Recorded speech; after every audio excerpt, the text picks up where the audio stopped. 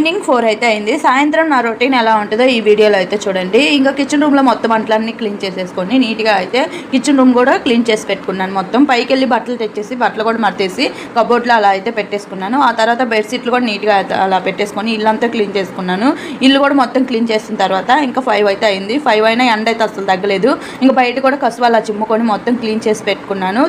మా ఇంటి ముందు చిన్న చిన్న చెట్లు ఉంటాయి. ఆ చెట్లకు పూలు అలా ఉంటే ఆ పూలు కూడా కోసుకొని పూలు అయితే మాల కట్టుకొని ఇంకా రెడీ అయితే అవుతున్నాను. నేను సాయంత్రం పూట కూడా యోగాకి అయితే వెళ్తాను 1 గంట.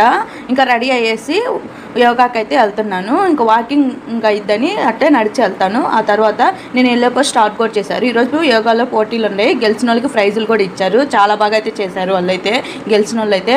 ఇంకా నేను ఇంటికి వచ్చేలాకి 9 అలా అయింది. ఇంకా చిన్న చిన్న సరుకులు లేకపోతే ఇంట్లో బజార్లోనే తెచ్చుకొని ఇంకా స్నానం చేసేసి రాగి జావా అలా కాసుకొని తాగేసి ఇంకా ఆలోపు 10:30 అలా అయితే అయింది. ఈ వీడియో కూడా నచ్చితే సబ్స్క్రైబ్.